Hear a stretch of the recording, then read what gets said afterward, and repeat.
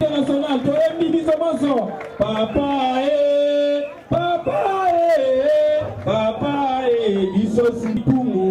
Simaya Ipumu. Tout fini pour le progrès. Simaya, c'est ça. On y va. Papa lutte contre la corruption. Tout fini pour le progrès. Tout le monde est maboko makasi pour la maman comité national.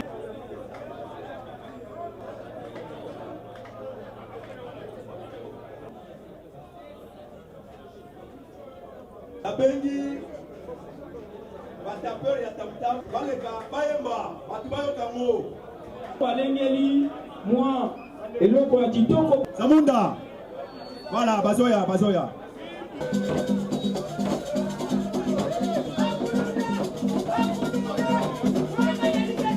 abulo obulo yo lele obulo yo lele abulo obulo yo lele abulo obulo côté papa biso Simaya c'est ça. on y va papa biso Simaya. Obiso Sima c'est ça. Biso Simaya c'est ça. Obiso Sima volé. Biso Simaya volé.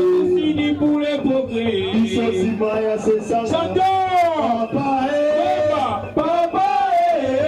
Papa biso Simaya c'est ça. Biso Sima c'est ça. Obiso Sima Ipumu. Enfant. De l'investiture des membres du comité national nouvellement nommé. Et ce discours nous fera prononcer par le président national, je cite l'honorable Bélice Sangaïpou Jacassin.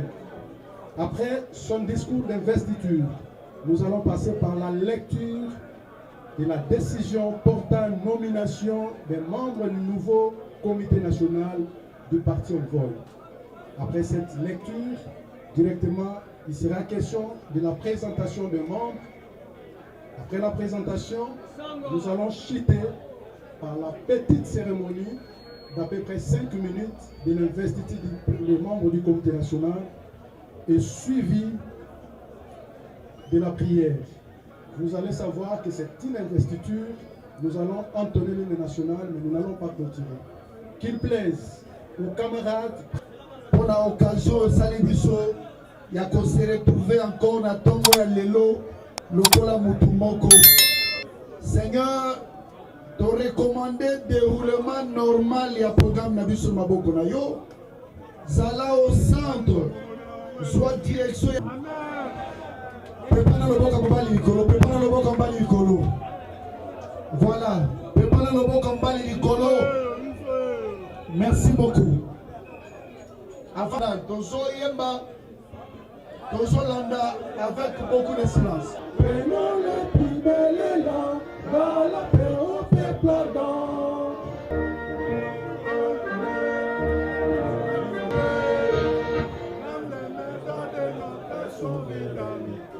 Congo, pour toujours.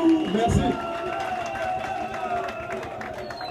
Toluka Katofanda na yeboye, lelo tomoni eza boyete. Est-ce que Tozan est sengo? Siko est sengo wana. Tous unis pour le progrès.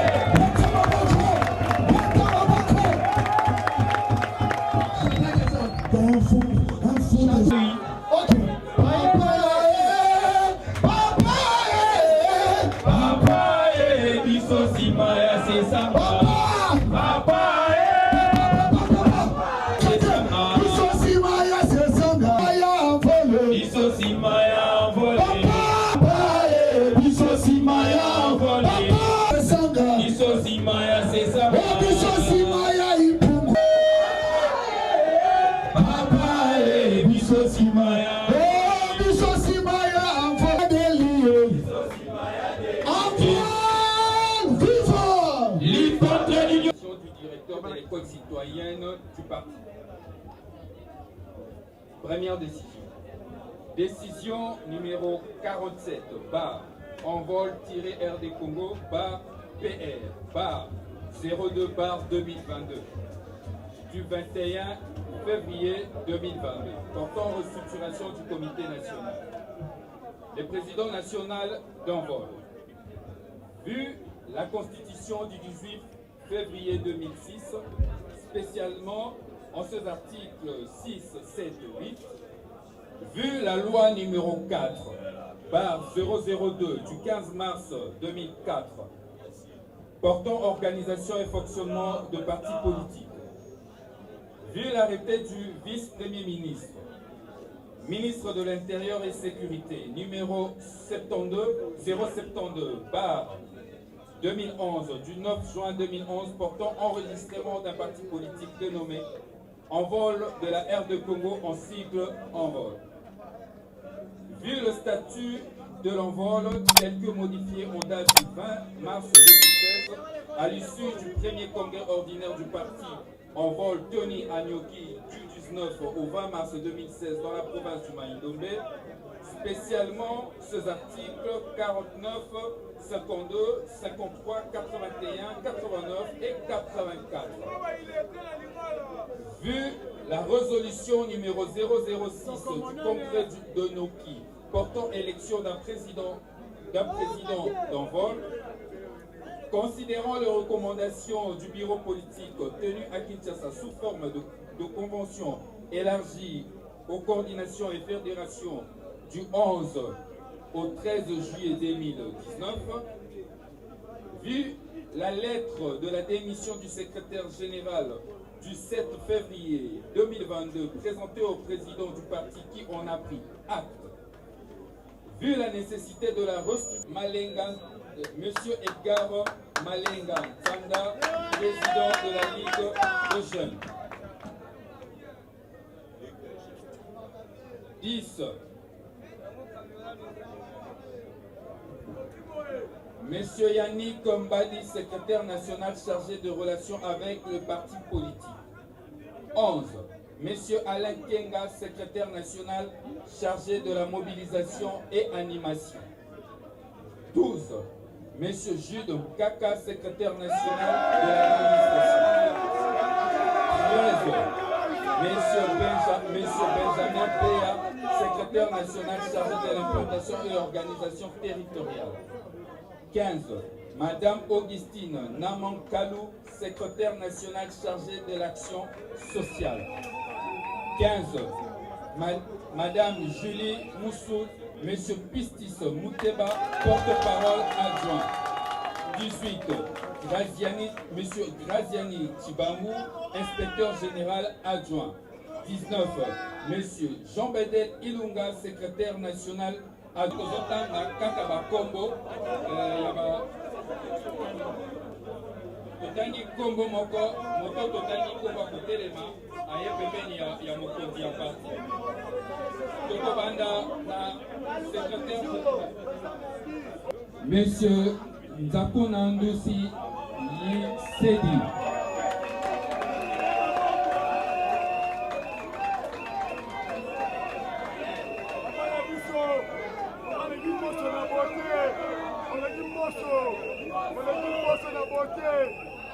Allô.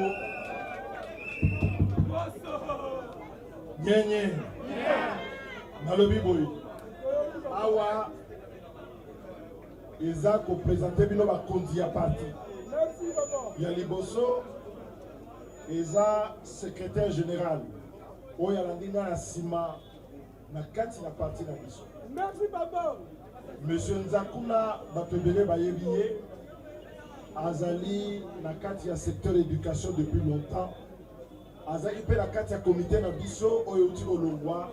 Azali chargé na ba relation na ba syndicat.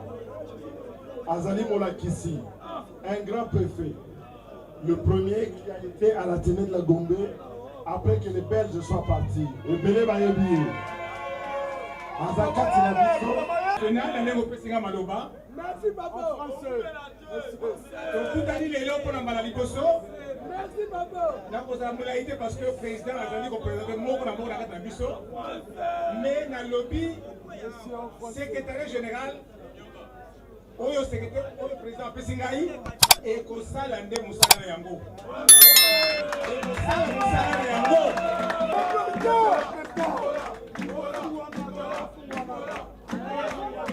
Yazali secrétaire général adjoint.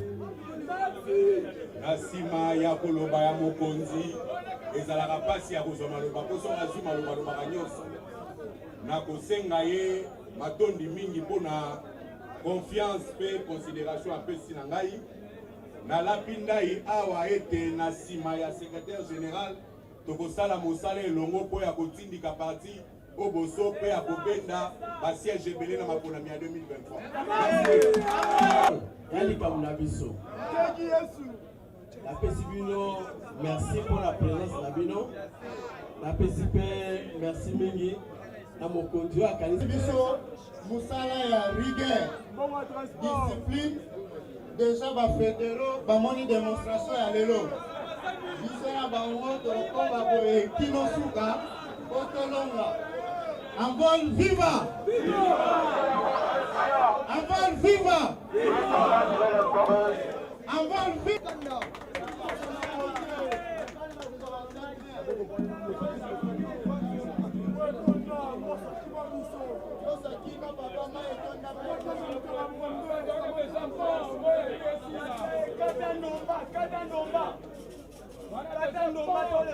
Sikawa, secrétaire général, Azul Lingisa, Yarukumbe la partie.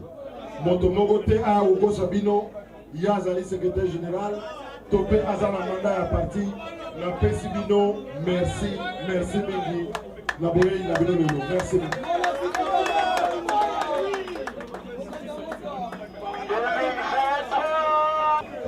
Viva!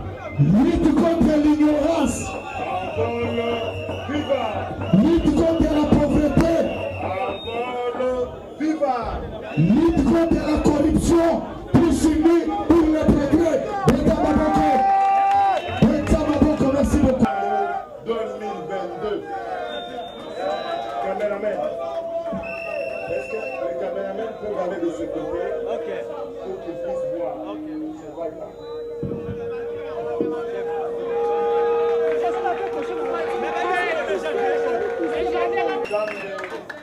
Abattre la bino, abattre la pekolo na biso Congo, na mobulu, na bitumba, na pasi na minyoko tozali na yango. Mais 2022 ezali mobumoko eza l'importance koleka mpona biso. Mikolo eza koleka mpe eleko oyo tokanaki eza kokoma. 2022 ezali veille ya 2023. 2023 na Congo eloko nini ekoleka awa? Eloko nini ekoleka na 2023? Yango nakoloba na bino bozalaka kidiba te mpo namoni neti bazolalisa bino pongi. Biso na Anvol tolalaka pongi ya babebe te.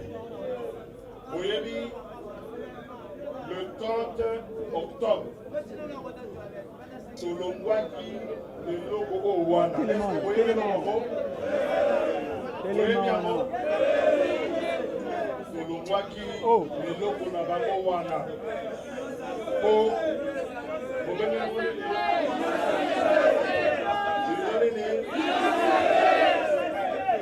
Alors, bino moko kopesa yango Congo tolongwaki eloko wana mpona nini? Moyibi eleki, kanyaka eleki, koboya kotosa mibeko na kati lekolo na biso constitution bakotosa yango te. Mabe oyo biso tobundisaki bokonzo ya kala ezongi mpenza na lobango mpe ezongi na kasi mpenza. Eske na ndenge wana biso tokotika na kati? Bolingi tozonga na kati?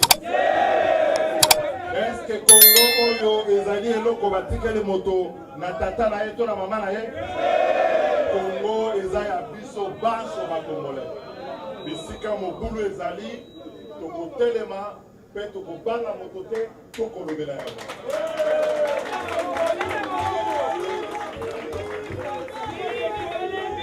Nalobi boye, eske Congo oyo ezali eloko batikeli moto na tata na ye to na mama na ye?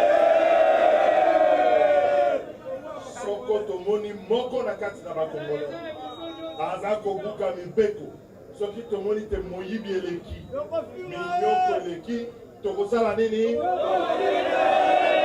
Yango biso na mvole tolobaka tokobanga moto te mpe tokolobela ekolo na biso tokobundela yango te na suka.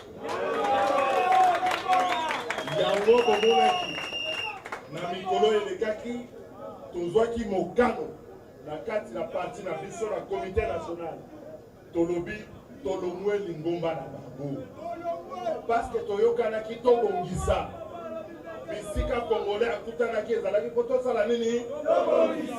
Me tokomi komona baza kobebisa. Ntango tolobaki yango balobi te sesanga asepeli te mpo bapesi ye poste. Eske biso tokendaki kuna mpo na poste? Biso tokendaki makambo wana mpo na poste? Tokendaki makambo wana mpo na kotombola ekolo na biso, mpo na etumba tosala, mpo na bamartire oyo tozwa, barosi mukendi, bakapangala, baoyo nyonso totambolaka na bango awa na enseignement basila kowa, bakufaki mpo te totombola ekolo. Soko totikali kaka bongo tosali eloko te elingo loba totrahir makila na bango. Eske biso na vol tokotrahir bamartire na biso? Na vol tokotrahir bamartire na biso? Yango tolongwe na eloko wana kaka mpona koboya te. Boyebi biso na vol tosalaka diagnostic mpe topesaka nzela bato balanda. Ebele balobaki na biso te nzela sisanga zwi na bato na ye ezali mabe, nzela envol azwi eza mabe. Me namoni lelo bakomi otatola moko na moko, bakomi oloba a makambo yango mpenza ezotambola te, bozolanda na nzela bilili. Donc bazolanda lokola singama tembeli ti na suka bango nyonso bakosila kondima te. Eloko na bango wana ndenge bazomema ekolo ezokende na nzela malamu te. Na kolongwa wana bazwaki mikano badestabilize en vol, baya kobangisa biso. Yango boyokaki mwa nungu na mwa baninga na biso na kati ya lingomba na biso, bakomi kolinga kobenda mobulu na kati na parti na biso. Eske biso toko kondima te moto aya lelo kocha mobulu na kati na parti na biso? Eske biso toko tikela bango en vol? Eske toko tika eloko biso tomemi biso baso pe tokoma na niveau boye moto aya kobebisa yango mpo na poste? Yango tolobi na bureau politique na biso ya 2019. Tolobaki nini? Tolobaki envol na maponami oyo ezali koya bofungola matoi boyoka ngai wana. Nalobi boye na 2019 na bureau politique na biso tozwaki mokano. Tolobaki nini? Na 2023 envol akozala pe nsima ya moto. Est-ce que vous avez un malamu? Na bureau politique tolobaki boye na 2023 envol akozala nsima ya moto po tokolakisa congolais nzela ya mbongwana.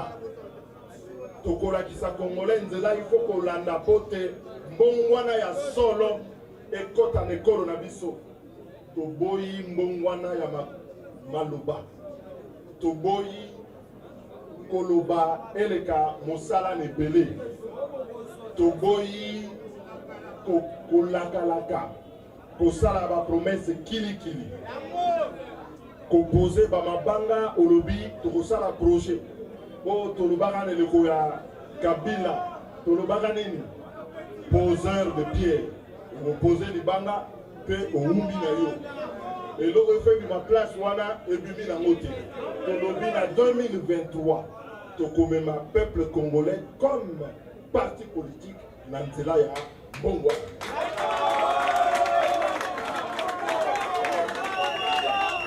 Alors eza na makambo bakoloba nakoka bamala mte nga depuis na banetumba ya politique nabundaka pour la liberté ya peuple congolais nabundaka pour la bien-être ya peuple congolais mais je crois dans ce pays je ne suis pas un mercenaire comme beaucoup tozali na mboka oyo pe tokowa na mboka oyo yango tolingi il faut tobikisa yango mais tokomona bato bayeba lobi non mais na kati na vol nakoka bango bakolobaka libanda balobaka na siège na balabala oyo na kati na vol eza likambo boye oyo deli sesanga c'est un dictateur oh boy non moi c'est un peu tard pour devenir un dictateur je me battais pour la liberté na mboka na biso te na sika mais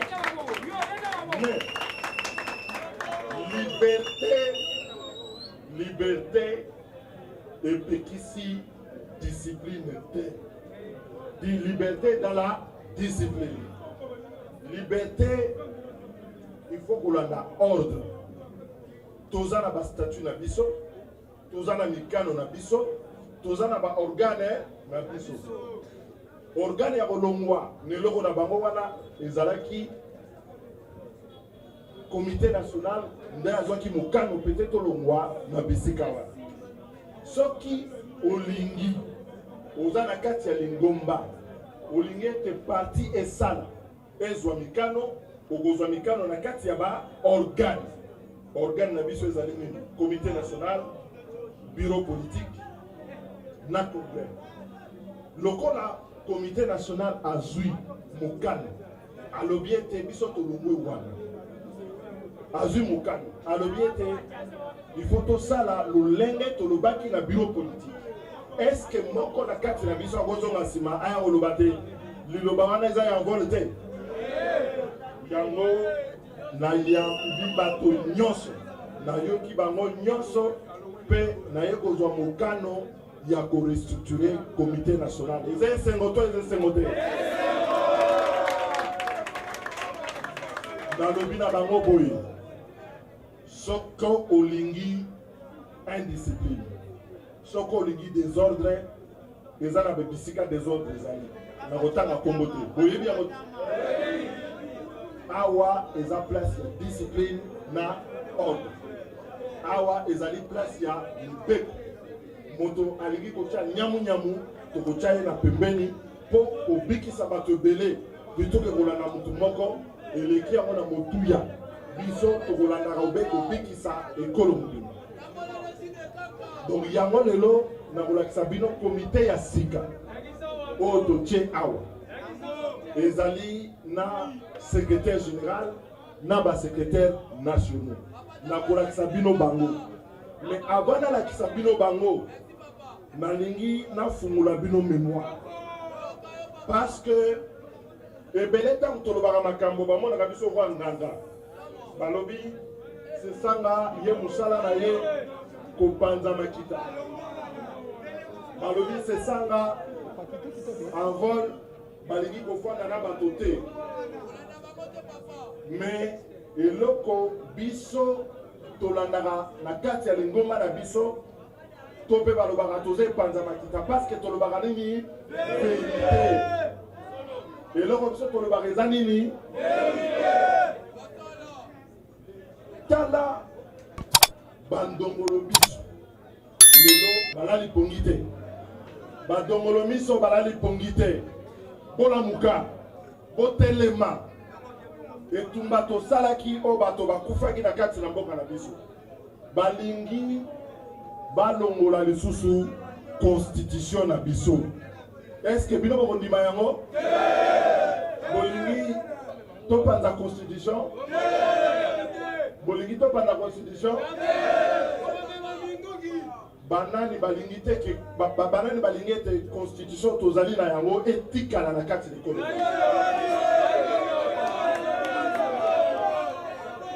Na 2016, na 2015, tobimaka na balabala, tolobi, tolingi te moto abebisa constitution. Tolobaka na lopoto ne touche pas à ma constitution. Est-ce que le loto di ma moto asimba constitution wana? Mais la place wana bona na malamu. La constitution na biso eza na mauvais komoko ya motuya balobi boyi. Moto moko te na kati na ba congolais akoki kosala plus de 2 mandats comme président de la République.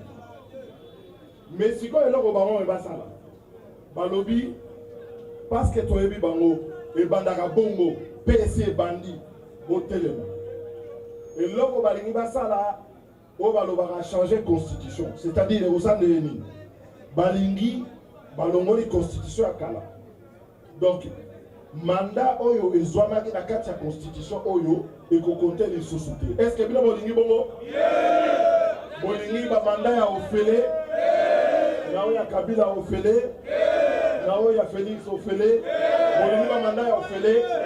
Donc soki bolingi ba mandat ya ofele te bolingi te ke pouvoir baboto la bino na maboko ezala bino nde bokopesaka pouvoir na mboka oyo likambo ya kochanger constitution tokobundisa yango te na suka. Tokosala nini?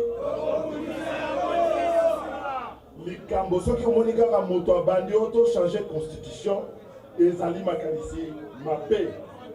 Eloko toyokanaki tolobaki manda mibale abuo ya makambo manda moko nazwaki ofele to mibale nazwaki ofele to bandela ezalaka te. Peuple congolais akondimaka yango te. Yango tozali contre changement ya constitution. Pe constitution ezali lokola kazaka.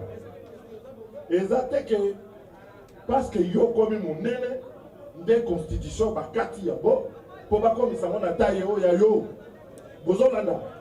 Ezate ke parce que yo zali wana okondi pe constitution bakondisi yango. Bakoyebisa bino mais envoie la salaki pétition par la constitution. Oui. Tout ça là qui pétition. Pétition na biso ezali pona ko lendi sa constitution. Ezali te pona ko changer constitution. Pétition na biso ezali po bazong sa 2 tours l'élection présidentielle. Bino bolingi 2 tours l'élection présidentielle.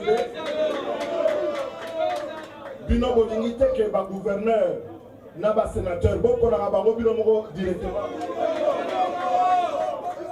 N'envol Tolobi lutte contre la corruption.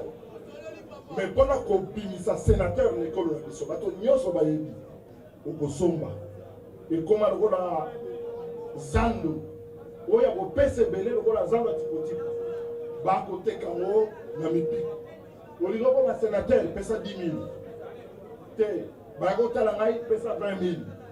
Te ba ko tala ngai pesa 50 000. Est-ce que ba kumbela ka ekolo bongo? Oyo biso tolingi ko bongisa ezali ko lendisa constitution. Na kozonga l'exemple wana. Ozana kazaka. Omoni ete efungwami mwa na mupandia. Okopesa ngo na couturier abongisa yango. Eza bongo te. Mais oyo bango balingi ko sala. Eza bongo te. Oyo bango na komi ko yoka e pa ba dongolo biso ezali tolongo la constitution bamema ya sika. Eloko ya sika bakomema na est-ce que ezali balobi nakoka balobi non pombo kana biso tambola malamu il faut président zala na pouvoir rebelle. Est-ce que président zala na pouvoir de? Est-ce que président zala na pouvoir de? Président Mobutu azalaka awa azalaka yemoko président de la République. Est-ce que makambwane suka kana bolamu? Et suka kana dictature? Soki tolingi mboka na biso. Etikala na démocratie. Etikala na liberté ya bino ba congolais. Boko na ba dirigeant tokoki kondima ata mokete et logo ba bengi changement ya constitution. Pena bengi badémocrate nyonso bato nyonso balingi babundisa po te ekolo na biso etikala na kimia na boboto mpe na démocratie. Il faut kosangana na eloko wana po te eleka ta moke te na kati na ekolo na biso ndenge ezalaka na 2015 ndenge ezalaka na 2018 soki baye bakokuta biso biso tolobaka oche bobanga eloko moko te ya suka nayebisaki bino toza na loi électorale na 2020 bato oyo na baninga na ngai ya G13 topesaki loi électorale tolobi loi électorale il faut kobongola yango eloko biso tolingi ezani toboyi moyibi ya baélection tolingi résultat ezala publié bureau par résultat ezala publié bureau par omoni bato ya seni toyebisaka bango mobeko bokosala na seni eza malamu te balobi te tokende mais ole baloba makambo maponami bakomi kowela nini bazowela nini eske mosala ya seni ezalaka mosala ya mbongo ngana kokamba bato bisika ifale basala po te tokende na lombango bango bafandi wana bakowela mbongo yango na session ya mars ntango tokoya na kosenga na bino na population congolaise batelemela eloko wana soko tolingi maponami ya 2023 ekesana na maponami ya 2011 na 2018 esengeli tosenga ete résultat ebima bureau par bureau ntango nazoloba bureau par bureau elingo loba nini yo ovote na kaluka toboyi makambo na bango wana moto avote na kaluka omoni babimisi résultat baaffiche yango balobi na yo te yo kende kolala pongi ekende nano na seni ya kobimisa te biso olobi boye lokola machine a vote ekomi mpe ezali vote électronique soki bosilisi balobi Kingandi azwi 3 voix Songolo azwi 50 voix Mususu Pakala azwi 100 voix ndenge kaka ebimi na bureau de vote wana ezali publication batindi yango na bisika bato nyonso bafandi tolingi so makambo yake seni afandi bino bokei kolala pendant 3 mois na nsima na yango bayeba bimisi ba résultat balobi na bino te bino ndenge bovotaki yango oyo soko osengi bureau par bureau balobi ezali te yango na kosenga bino ntango tokosala loi ya bélection na sanza ya misato oyo na session ordinaire peuple congolais bozala ya kotelema bamembre ya vol bozala ya kotelema parce que ezali etumba bandoki basili na ino te bato oyo balingi Congo te bakosala marche po te loi électorale ezala loi ya mabe omoni likambo babengi feuille de route seni aye na feuille de route alobi bon tokokende maponani omoni soki moto aye kotalo na ndako alobi na yo na ye potofanda tosolo mais aza na bikila ebele est-ce que moto wana akomela mai to akolia epa na yo feuille de route ya seni eleki bikilaki alobi te tokokende mais soki bolingi tokende ekila liboso balobi yo état de siège mais état de siège yango bozoloba eza contrainte mais état de siège eza bino moto botie yango te donc soko olongoli yango olongoli ekila moko eza bongo te ekila mibale balobi mbongo eza te mais mbongo ekobimaka mikolo nyonso ngana namona mboka bato bayibaka obengaka bamilio na milio mboka oyo bayibaka Nanu na yo kate ke moto ayibi $100. Ezakaka 50 millions, 20 millions, 10 millions, 100 millions. Soki pe babemisi basala musala ekomona na te mbongo ebi. Mais kaka oya élection de bolobi ke mbongo ezate, c'est que mbongo ezali. Donc ekila na bango ya mibali wana balongola. Ekila mosusu balobi o bon loi électorale esalemi nanu te. Mais ma frère, loi électorale biso G13 to déposaki yango depuis 2020 qui le lot les a programmé depuis 2021 to solo lango balingi te tokokota parlement wana musala ya malonga ezate mais loi ezali soki bomoni ete loi wana ezali important boya to solo lango pe to adopté yango ezali contrainte te donc na boyi bocha na mutu na bino bikila ya lokuta oyo ya seni oyo akosala mpona nini mpo alingi teke maponami ezala mpo na suka bakoya na nini na suka bakoya balobi mais écoute mbongo eza te nini eza te tokende nini est-ce que bino bolingi susu pouvoir ya dialogue na moko est-ce que bolingi dialogue na moko biso tolobi na bango boye balingi tokende maponami babongama bazoloba tozokima maponami tozokima te tosi tobongami tozali prêt mais basala na makoki nyonso oyo ezali na leta po te tokende na maponami eloko mosusu nakokotika boye te balobi ram balobi na bino bobeta maboko parce que ram ekufi yango na lobi oza ofandaka na quartier moko moyibi moko akotaka na bandako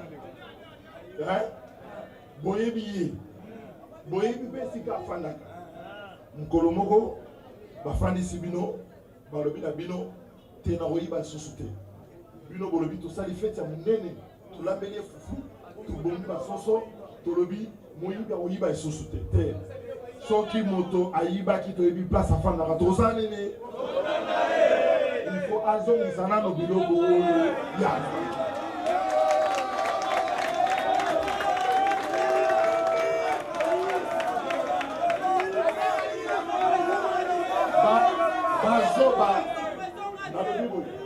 bazoba biso te eloko wana nga naza na parlement eloko wana ezali roi fantomas balobi babendaka yango parce que yango mpe babenda yango oyoka te yo tie baunité babetika ekili donc moyibi moko oyebaka te nani asimbi na poche etusi tolobi bon lokwa bobendaka yango bolakisa nano biso bisika botiaka mbongo yango ezomonana te est-ce que monanaki bon baye koloba na biso non tokozwa lisusu te bobeta maboko absolument non tokobeta maboko toyebi place moyibi afandaka moto azwaki yango aza na ndingisa ya leta te abombi yango mpe azongisi te tolobi tokosala mobulu te mais bazongisa nano mbongo oyo bango bazwaki na bakongolais oyo bakomona pasi biso lobi pouvoir ya peuple d'abord c'est ça non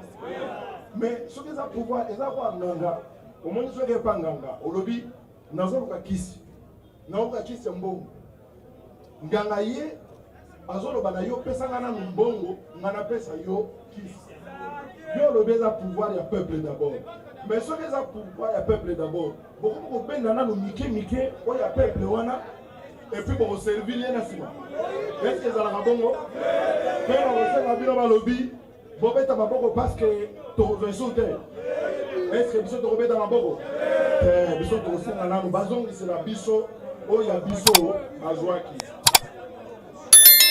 mpo na kosukisa ndenge nalobaki na message na ngai ya vœu nalobi boye biso tozali en vol tozali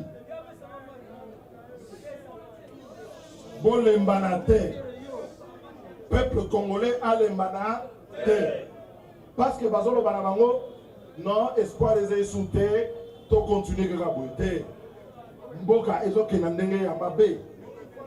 Soki mboka ezoke na ndenge ya mabe esengeli peuple mukolo mboka mukolo pouvoir atelema pote totombola ekolo na biso.